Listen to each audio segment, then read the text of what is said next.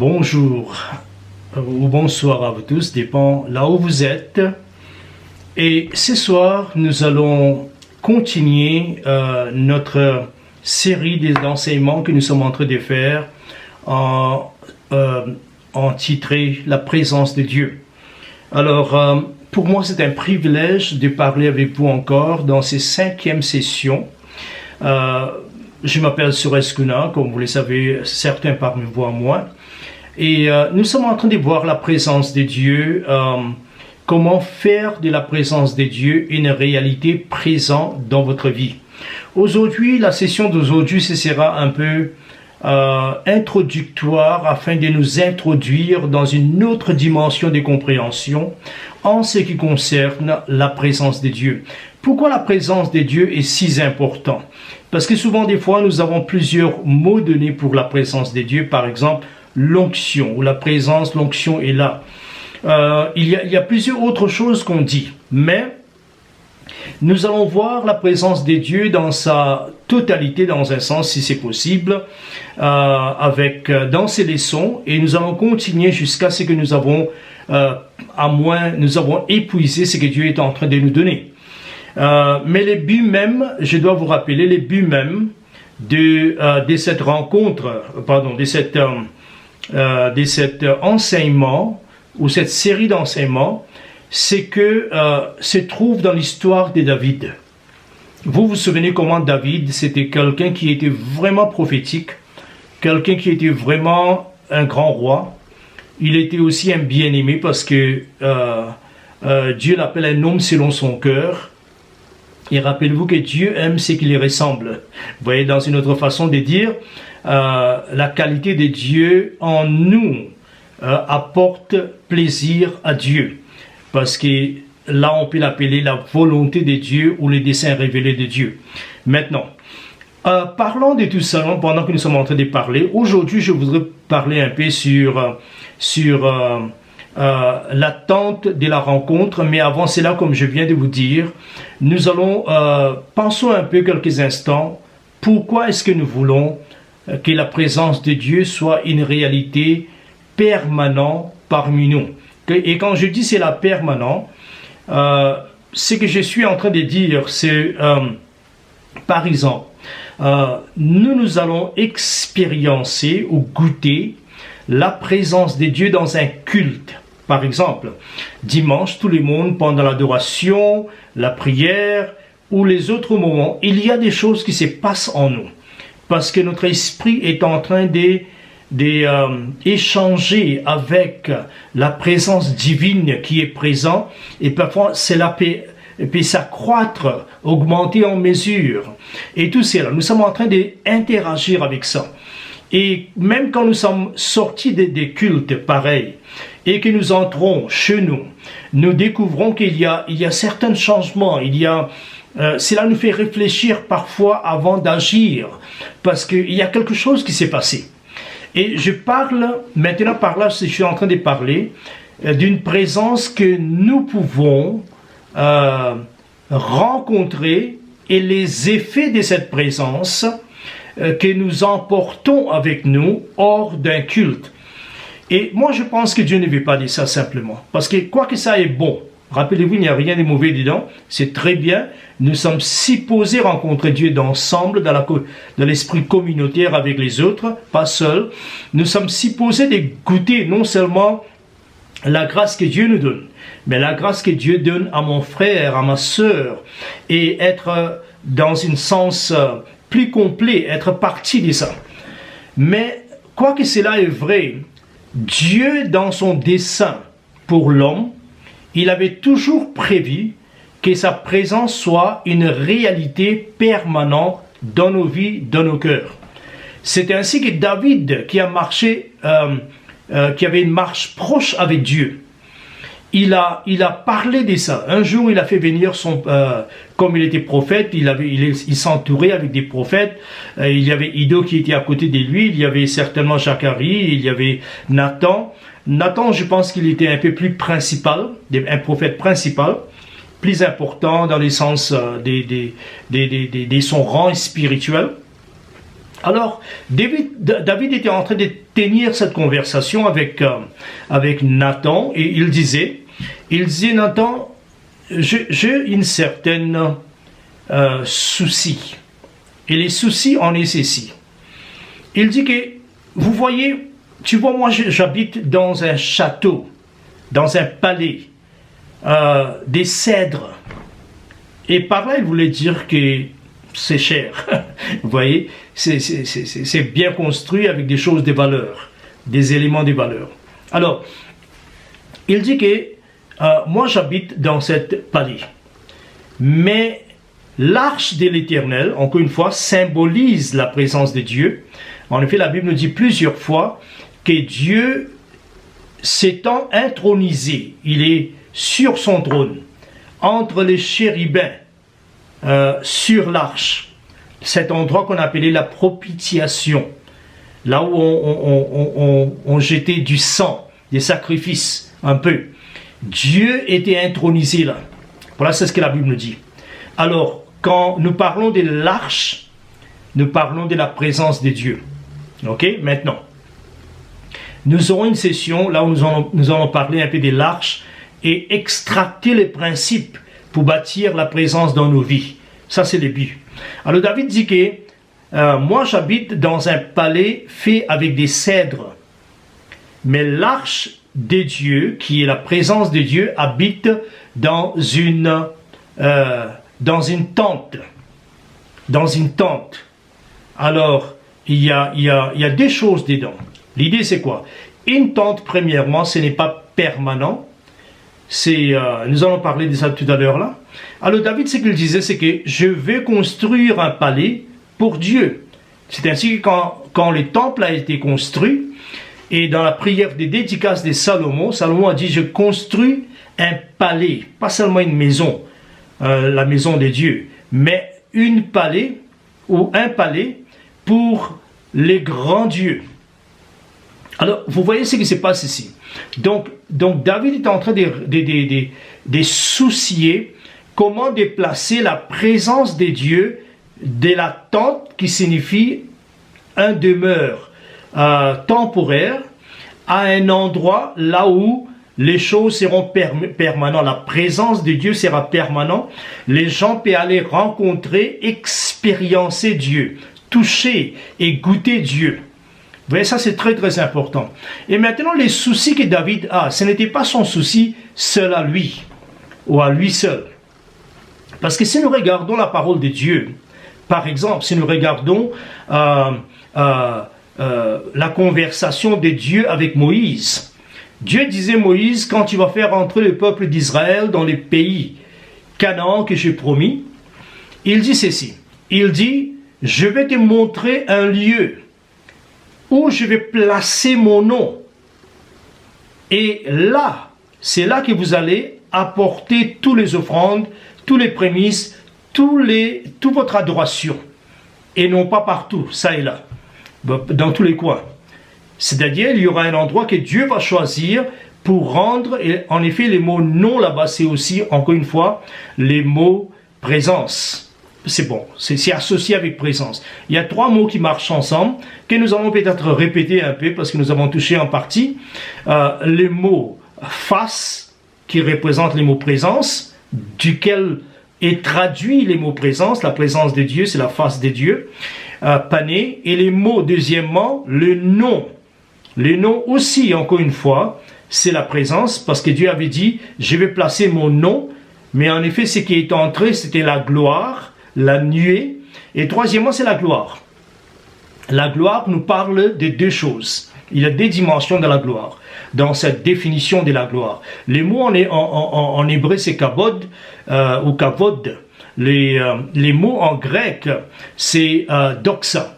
Et le deux signifie deux choses. Numéro un, cela signifie la lumière qui peut aveugler les gens, une lumière brillante. Mais lumière brillante, c'est plus dans les mondes temporaires, dans les mondes là où il y a les éléments chimiques. Donc, quand la gloire invisible, éternelle de Dieu perce la frontière ou la séparation de l'éternité et le temps, quand ça entre, ce que nous voyons, c'est l'éclat, c'est la lumière, c'est la brillance. Alors, mais seulement en elle-même, il n'y a pas cette brillance. En effet, ces mots gloire signifient le poids de la présence de Dieu. Le poids de la présence de Dieu. Par exemple, l'un des exemples que nous pouvons prendre, c'est par exemple quand Job parlait dans la Bible. Il disait qu'il était tellement honoré que quand dans une assemblée, quand il se mettait debout pour parler, le prince fermait la bouche. Et ça c'est quoi? C'est le respect. C'est la personne des Job. Je me souviens, un jour, je pense que quelque part, c'était dans une grande rassemblement international, Bill Clinton avait presque corrigé Mandela. Et Mandela s'est tenu debout, il a dit, vous savez, chez nous, en Afrique du Sud, dans la vie du village, c'est-à-dire la vie d'ensemble et du respect, il dit quand les grands parlent, les enfants se taisent ou se taisent. Alors, il parlait de quoi? Il parlait que, et personne, Bill Clinton n'a rien dit, il a baissé la tête dans la honte, parce que il a réalisé que Bill et Mandela, c'est pas la même chose. Bill Clinton est élu par les Américains, il va faire 5 ans, ou je ne sais pas combien il a fait, 4 ans, ou 8 ans, je ne sais pas. Mais ça passe. Mais l'accomplissement de la vie de Mandela a produit un poids. Voilà ce que ces mots présence ou gloire signifient. Donc il y a la gloire, la visibilité dedans, et la gloire, c'est qui est le poids de la présence, invisible, mais qui s'impose, que tout le monde reconnaît, que tout le monde ont presque une sorte de crainte et respect pour ne pas déranger cette personne.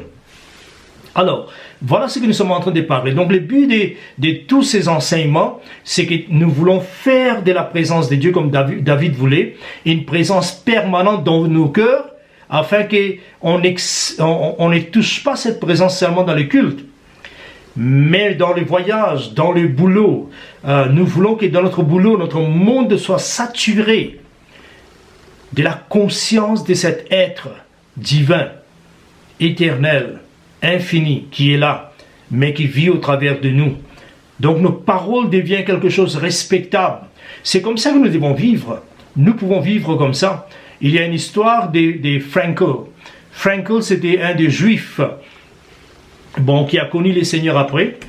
C'était quelqu'un qu'on avait évité de tuer dans les camps de concentration des Juifs au temps de Hitler, mais qu'on avait emprisonné pour la vie. Et même les gardes allemands avec les temps ont commencé à respecter cette personne, parce que c'était quelqu'un que quand il disait, ces gens venaient demander des conseils à Frankl. Pourquoi? Parce que le poids de sa gloire, de sa présence augmentait. Et voilà ce que nous voulons avoir de Dieu. Maintenant, donc le but c'est quoi? Faire de la présence de Dieu permanente dans nos vies, afin que quand nous allons quelque part, nous sommes en train de porter cette présence. Quand nous sommes dans la maison, notre maison est remplie de la présence. Et toutes les choses sont réglées par elles-mêmes. On appelle ça autocorrection du royaume.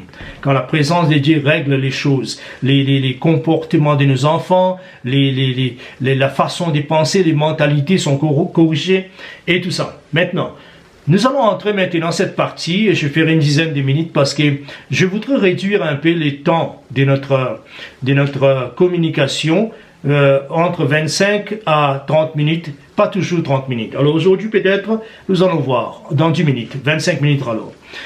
Alors, l'attente de la rencontre. Donc, d'abord je voudrais aujourd'hui passer un peu sur la définition même de cet endroit.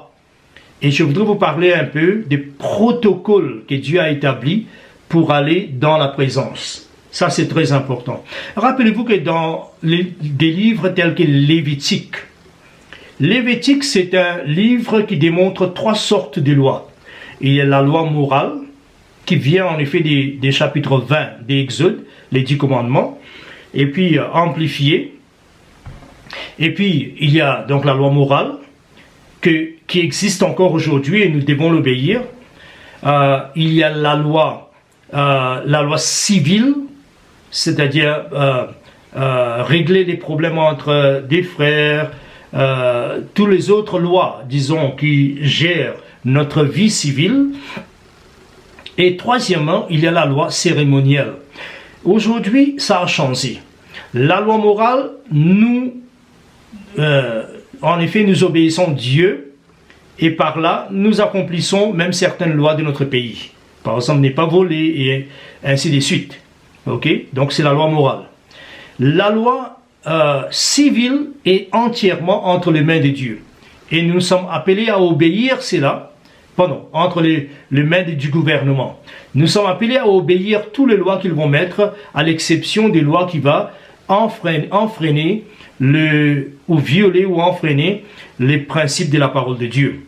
Par exemple, si la loi dit, écoutez, tout le monde doit adorer telle et telle chose, comme au temps de Daniel, nous ne les ferons pas et nous avons le droit de désobéir. Mais autrement, toutes les autres lois civiles que le gouvernement place, voter et toute autre chose, nous devons les faire. Et troisièmement, la loi cérémonielle n'existe plus. Mais il y a quelque chose que je voudrais toucher là. La loi cérémonielle, c'était la façon que les prêtres étaient habillés, absolument nécessaire, et comment il fallait approcher de la tente d'assignation, sinon les gens allaient mourir. Tout cela, tous les protocoles cérémoniels qui étaient là, étaient concernant la présence de Dieu. C'est-à-dire comment avoir de la communion, jouir cette relation proche avec Dieu. Donc toutes les lois cérémonielles, les soucis, les concerns des lois cérémonielles étaient concernant notre relation, et les mots c'est communion. Les mots communion signifie, dans le grec c'est koinonia, c'est de s'asseoir autour d'une table et partager un repas. Et souvent, quand disons s'asseoir autour des tables et spirituellement, cela signifie nous sommes en train de manger la parole de Dieu qui est le pain de la vie, mais qui vient de Dieu, comme maintenant là, vous êtes en train de manger. Alors rappelez-vous que cette communion, c'est la partage. Nous parlons, c'est pourquoi il y a beaucoup de gens qui mangent et qui ne parlent du tout. Nous devons changer ça. Même dans nos familles, nous devons avoir des conversations, raconter un peu la journée de chacun et chacune. C'est comme ça que la famille est bâtie tous les jours, pendant que nous sommes en train de partager. Un enfant partage sa vision. Donc, on appelle ça la communion. Et ça, c'est la communion que l'homme avait avec Adam, que Dieu, dans les systèmes mosaïques ou lévitiques, il a planifié. Et ça, c'est la présence que nous voulons avoir aujourd'hui dans le Nouveau Testament. Dans le Nouveau Testament. Donc c'est très très important.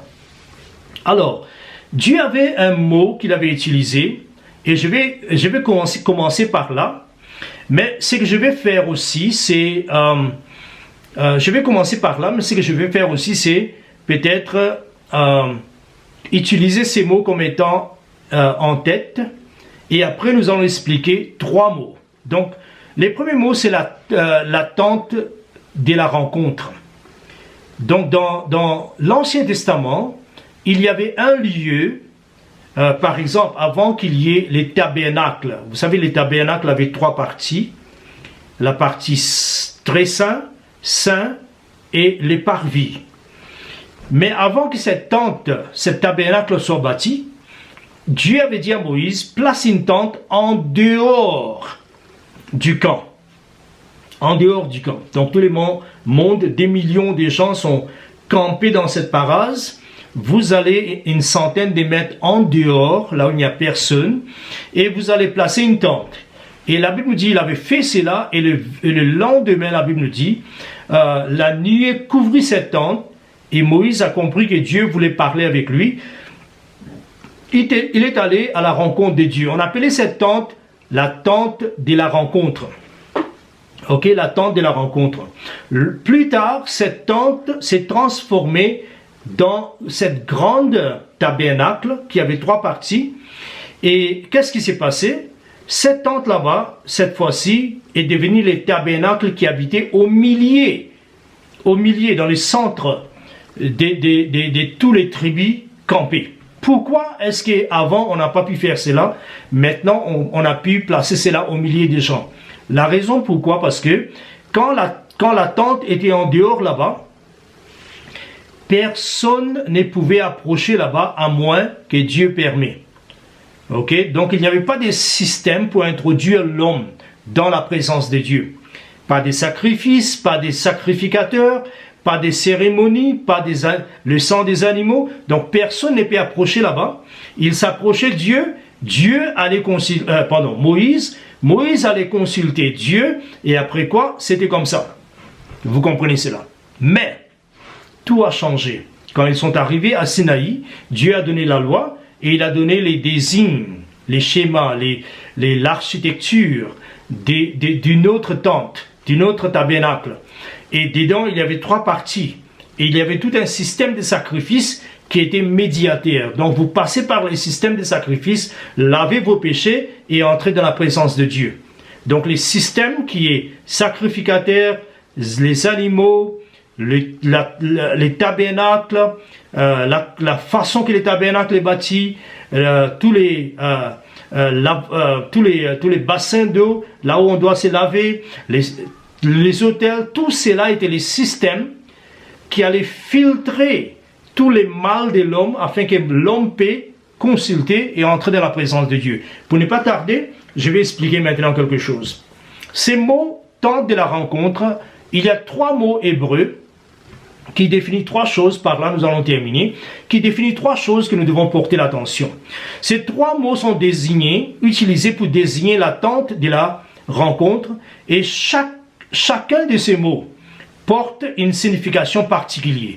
Par exemple, les premiers mots qui est utilisé, c'est tabernacle. On l'appelait cet endroit les tabernacles. Pourquoi? Parce que le mot tabernacle signifie une tente ou une hutte. Et le but ou la raison d'existence d'une tente, c'était pour être un demeure. Alors, je vais vous lire dans Lévitique 26, le verset 11, il nous dit, Lévitique 26, le verset 11, « J'établirai ma demeure au milieu de vous. » Vous voyez les mots demeure là-bas? C'est ça, tabernacle. Donc, ce tabernacle était les demeures de Dieu. La présence de Dieu restait là. Ok? Alors, Dieu avait parlé aussi de ça. Il avait dit à Moïse, je viens de mentionner ça. Donc, j'établirai ma demeure au milieu de vous. Et mon âme ne vous aura point en horreur. Qu'est-ce que Dieu est en train de dire? Il dit, pourquoi est-ce qu'il a dit que mon âme ne vous aura point en horreur? Pourquoi? Parce que là-bas, dans cette petite tente en dehors, personne ne devrait approcher. Dieu était en train de haïr les péchés qui habitent dans les gens, quoiqu'il les aime. Mais là, il a inventé, produit un système qui peut laver les gens, afin que la relation entre l'homme et Dieu soit sans restriction. Ce sera bon. Vous voyez? Alors, c'est ce que Dieu est en train de dire. Alors, cet endroit, tabernacle signifie la tente, la demeure de Dieu, la présence. Ok? Le deuxième mot que nous venons de parler pour cette tente, c'était la tente de la rencontre. Et l'expression ici en hébreu, je dois mentionner les mots hébreux pour vous faire comprendre un peu, c'est Ohel Moed. Ohel Moed. La tente de la rencontre, Ohel Moed. Maintenant, c'est Ohel Moed, c'est la combinaison de 2 mots. Ohel signifie la tente, comme tabernacle. Et puis Moed signifie les temps fixés. Essayez de comprendre ce que j'ai dit là. Les temps fixés. En effet, ces mots est lié avec les mots désigner ou donner un rendez-vous. Alors, nous avons premièrement les tabernacles qui signifient la présence de Dieu est là. Le demeure de Dieu. Dieu habite dedans. La tente de la rencontre signifie un temps fixé là où Dieu veut rencontrer les gens ou que les gens veulent rencontrer Dieu, mais c'est fixé. Il y a un arrangement dedans. Et il y a quelque chose que je voudrais toucher avant de rentrer dans la troisième et terminer, où je termine dans la troisième. Le troisième mot, c'est sanctuaire. Les mots sanctuaire, Mikdash. Mikdash signifie le lieu saint. Alors, ça c'est très très important. Les racines de ces mots, kadosh, viennent des mots kadosh, qui signifie saint. Et en grec, c'est les mots hagios, qui signifie aussi saint. Ils désignent généralement des lieux sacrés. Fréquemment, ces mots parlent du temple de Jérusalem et environ 14 occurrences sur 75 font référence au sanctuaire dans les déserts, et sont alors pratiqués pratiquement synonymes avec mikshan. Mikshan, ça c'est les mots pour sanctuaire. Alors, qu'est-ce que je veux dire par là? Il y a 3 mots que nous avons vus. Sanctuaire, lieu de rencontre, pardon, pas sanctuaire, tabernacle, lieu de rencontre, sanctuaire. Tabernacle nous parle de quoi? La tente, la demeure de Dieu. La tente de la rencontre nous parle de quoi? Les points où Dieu rencontre les gens, l'échange prend place. Et les sanctuaires nous parlent de la nature de cet endroit qui est saint. Alors on peut dire c'est un lieu saint où Dieu habite, donc c'est un sanctuaire. C'est un lieu saint où nous les rencontrons, c'est la tente de la rencontre, et nous les rencontrons par rendez-vous divine, c'est-à-dire c'est la tente de la rencontre. Et le lieu saint, c'est sanctuaire. Alors c'est un lieu de rencontre où nous allons faire l'expérience de la présence par rendez-vous ou par dessein divin. Et il y a des choses dedans. Rendez-vous, c'est quand Dieu dit, venez Moïse, nous allons parler, apporter les gens, demander les gens de venir, placez-vous là. Ou amener les 70 d'Israël, leaders d'Israël. Mais désigne nous parle de quoi? De la façon que nous devons approcher. Nous devons passer par A, B, C, D, parce qu'elle est sainte. Donc encore une fois, les tabernacles met l'accent sur quoi? La demeure de Dieu, la présence de Dieu là, permanent. La tente de la rencontre met l'accent sur rencontrer Dieu, cet échange qui prend place entre l'homme et Dieu, parce que la présence de Dieu peut être là sans aucune interaction. Troisièmement, les sanctuaires met l'accent sur la nature de Dieu ou la nature de sa présence qui est là. Il est saint. Donc ça c'est très très important. Je voudrais terminer, je suis là, mais je voudrais toucher une chose avant de terminer. C'est une sorte cet enseignement d'introduction, mais j'ai mentionné beaucoup des informations, mais aussi beaucoup des principes. Et l'un des grands principes que je viens de mentionner plusieurs fois, c'est les protocoles par lesquels nous devons approcher, que nous allons commencer à voir dans leçon 6. Ça c'est leçon 5. Alors, Moïse était intime avec Dieu, vous connaissez cela très bien, dans la tente qu'il avait érigée premièrement en dehors. Là, les gens venaient pour consulter, apparemment pour avoir des conseils spirituels. Et certainement, cette tente, on appelait la tente d'assignation. Quand Moïse entrait dans cette tente, la Bible nous dit que les colonnes de la nuée étaient en train de planer d'un côté à l'autre en dehors de la porte de la tente, ainsi empêchant que les gens entrent. Pourquoi? Parce que dans ces temps-là, il n'y avait pas un système de sacrifice qui protège les gens de la mort. Alors cette nuée les protégeait. Alors, la Bible dit que Dieu parlait à Moïse face à face. Là, c'est ce que je voulais parler un peu. Il y a beaucoup de gens qui pensent que, écoutez, la Bible nous dit que personne n'a jamais vu Dieu. Comment est-ce que Moïse a parlé face à face? Et la Bible nous dit aussi que Moïse a parlé face à face, pendant que Dieu aussi a parlé avec Moïse face à face. Et Dieu a mentionné avec Myriam et Aaron que s'il y aura un prophète, je vais parler avec lui par des visions, par des songes, paroles prophétiques et tout ça. Il a dit, mais Moïse, il n'est pas ainsi avec Moïse. Il voit une représentation de Dieu, je parle avec lui face à face. Donc c'est clair. Mais maintenant, face à face ne signifie pas que Dieu a une face. Dieu n'a pas une face. Donc personne ne peut voir Dieu. C'est ce que la Bible nous dit. Mais Christ l'a révélé. Donc, voir Dieu, vous devez voir Christ d'abord.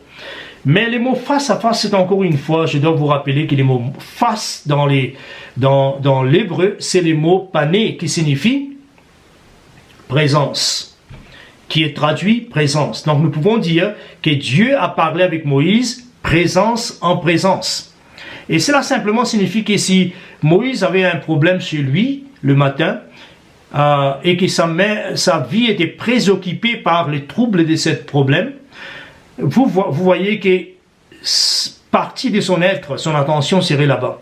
Donc il ne serait pas dans la présence. Quoique Dieu peut être pleinement là, mesurablement, mais en totalité, alors que Moïse devait aussi être là.